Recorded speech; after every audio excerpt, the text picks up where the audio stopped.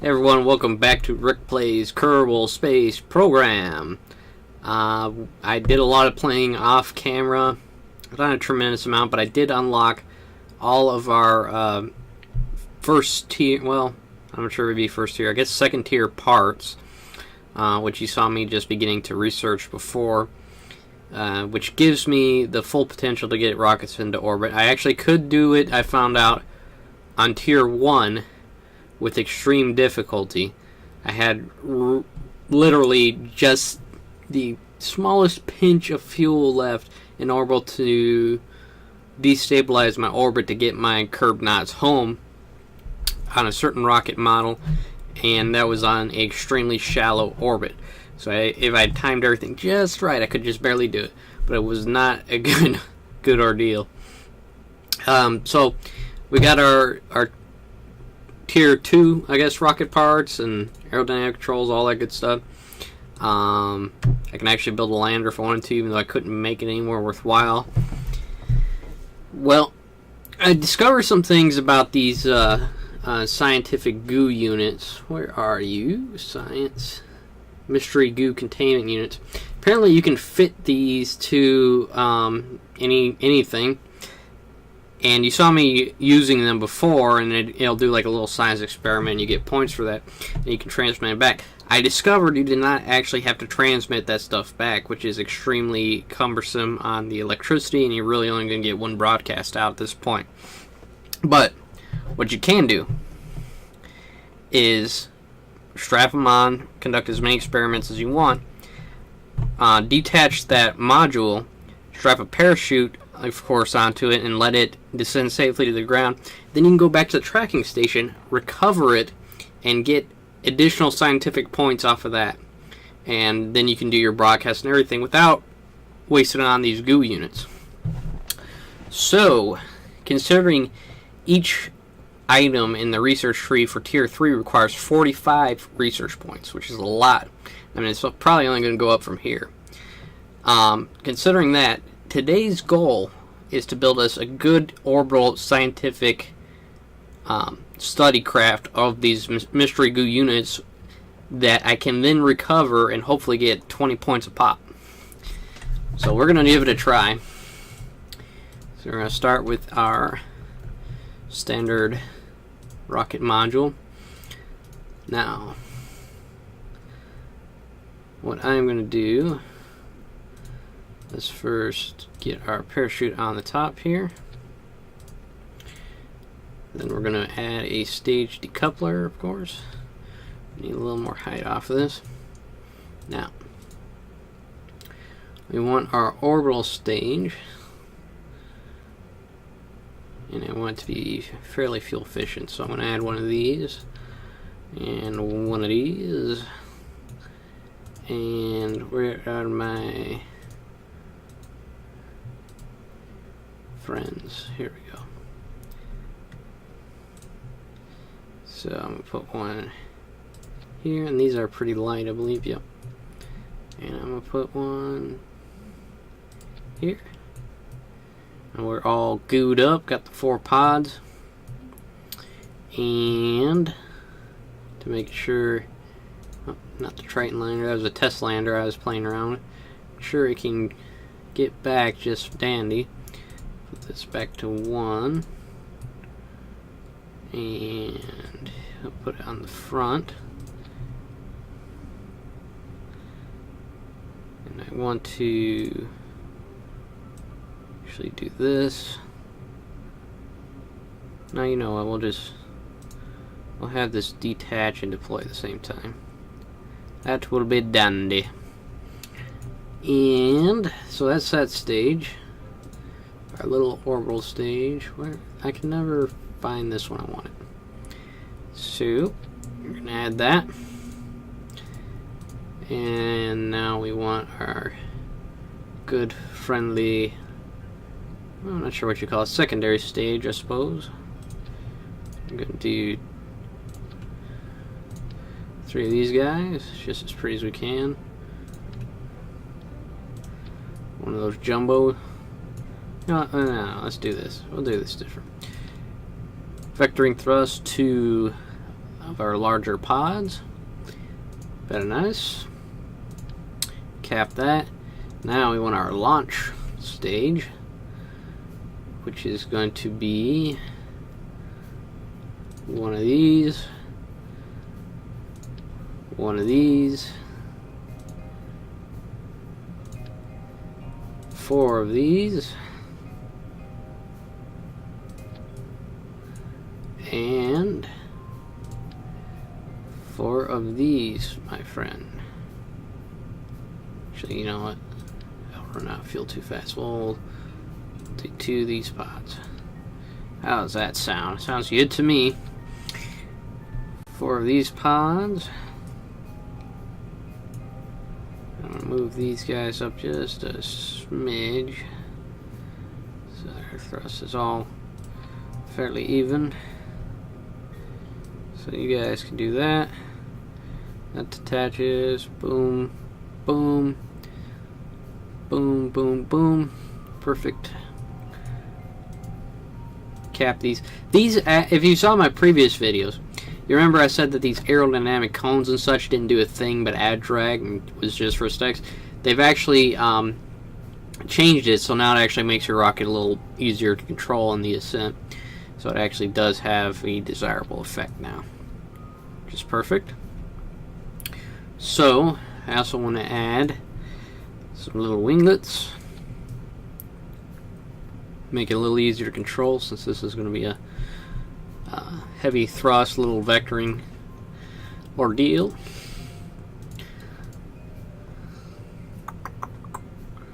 And I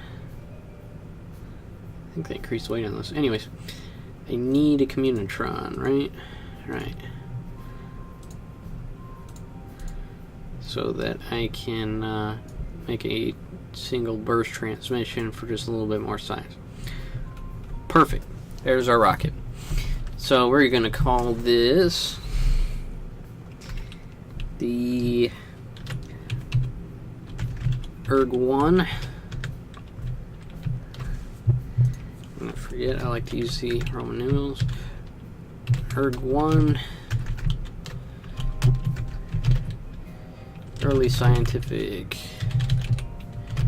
research craft, fully recoverable. Cool. And okay, you guys may notice that there is a missing crew member here. I'm sorry to report, during one of my off-camera experiments, specifically with the lander, the Triton lander you may have saw earlier, there was a little accident and I did not prep my fuel accordingly. He did not make safe velocity to save his life whatsoever, and he careened into the ground at about 100 meters per second. So Jebediah, sorry, you belong to the ages.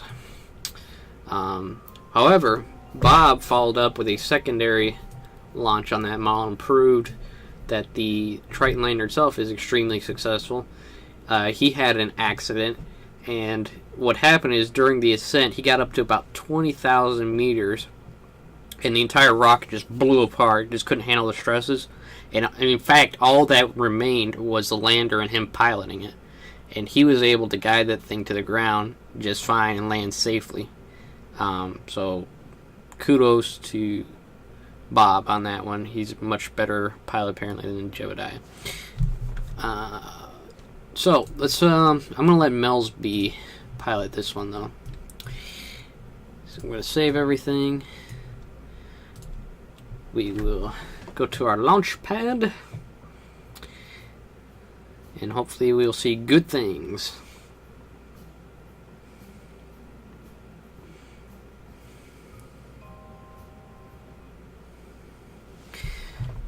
Alright. SAS on. Full thrust. Launching in 5, 4, 3, 2, 1. Go. We have ignition.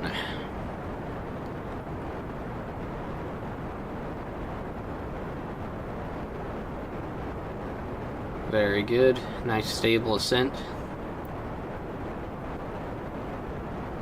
Just like I expect, our resource strain is minimal. Fear not, of course, just a little. I'm going to try and get it back on track. This is the problem with not using any kind of vectoring thrust. Alright, we got this.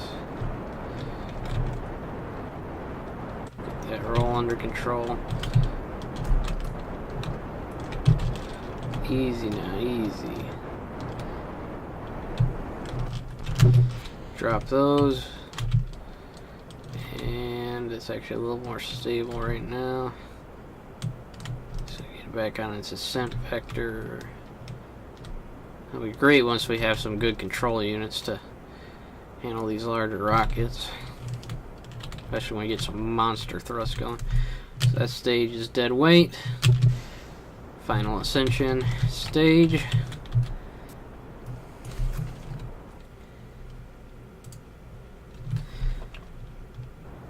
Pop that.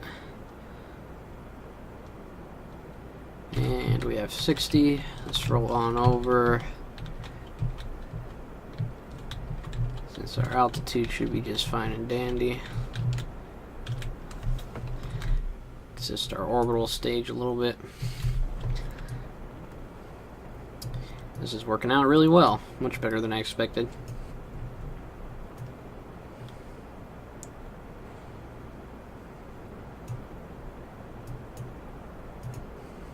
So I'm going to go ahead and do one of the mystery goo units before we're fully in space. Okay. Keep data.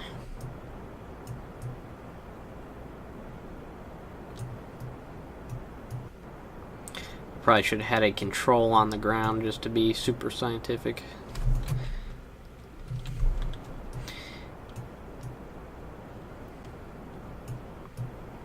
Yeah, we will not have any problems getting into orbit. Always good when I have a new rocket model altogether based on nothing. Never know what's going to happen. A little SAS here to get evened out. Alright, so I'm going to use some time acceleration. Got to turn this off. Alright. And slow down. I want to be right about at my apoapsis to not waste fuel. Alright, let's go ahead and maybe hit it if I can get the control back. Okay. Thrust up. Beautiful. And you know what I've discovered, you know, with this campaign mode, or career mode, not command mode, it's called career mode, is with this research is forcing me to make some very robust rockets. Like this actually looks like something you would launch early on, maybe in the 50s. It's a little pod, really. It works well. Alright, we just need to get to 70. We'll do 100 though, for a little time acceleration. Perfect. So we are in space. Let's deploy another pod.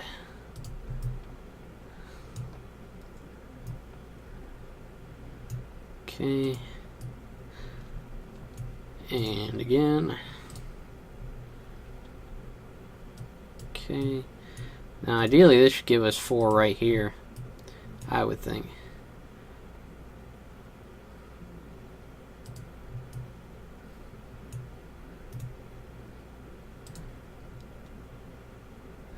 And I'm going to transmit my orbital report. Done. Track that. And I'm going to time accelerate around Perfect. And we're going to begin our descent. So just a quick trip into space. Nothing big, Melsby. And we will decelerate and land everything in the water, hopefully.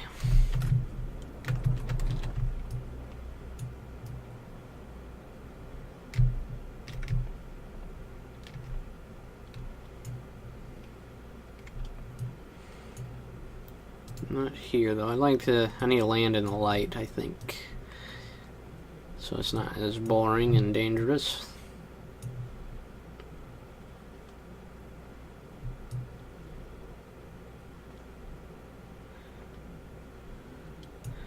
Actually, let's see if we can get it right off the launch pad where we came from.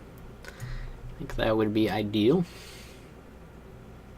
So let's get everything back in order. Flip her around so we can retro burn.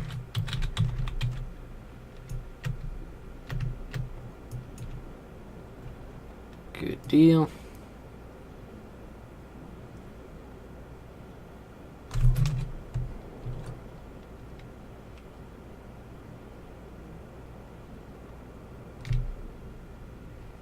Should be good to ensure we land in the water.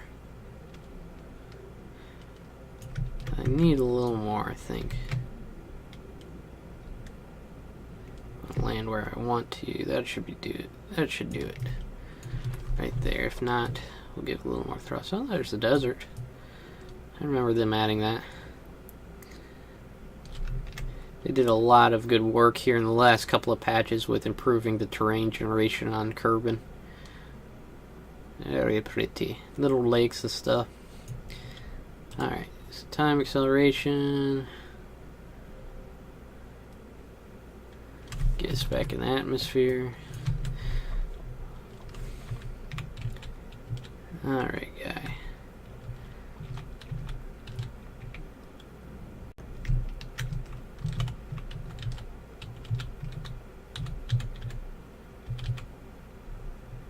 Let's get to where we're not.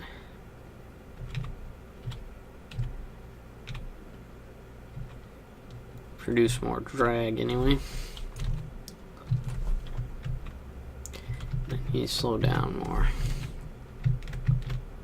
I can overshoot my landing.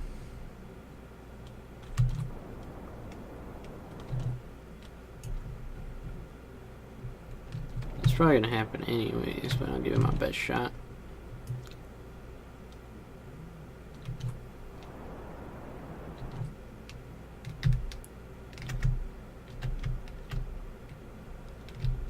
Good enough.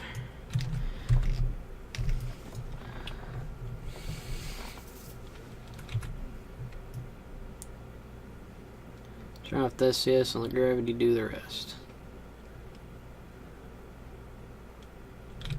Or not, because it's gonna... I guess that tip is heavier than I thought. So, alright, we'll just use our SAS time being.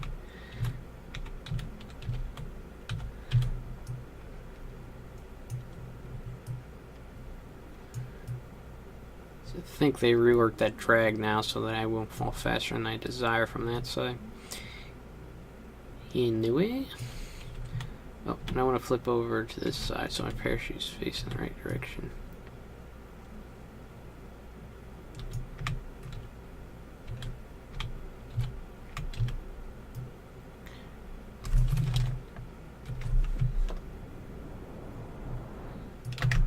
Burn up our fuel. There's the launch site,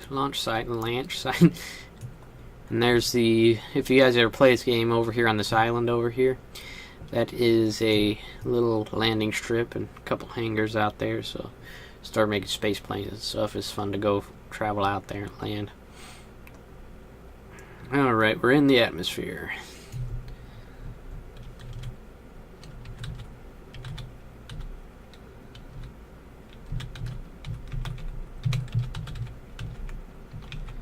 This kind of maneuvering would destroy anything in reality.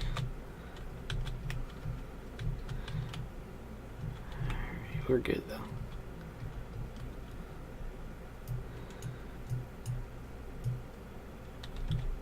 Alright, gravity is all yours.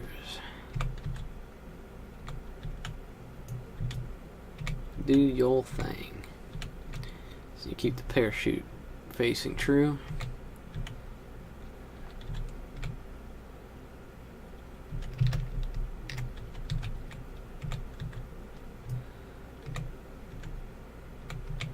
There's that landing strip I was telling you about.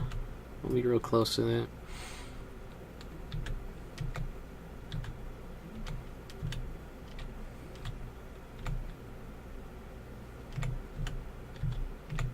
I need to flatten this out. Alright. Deploy. Deploy.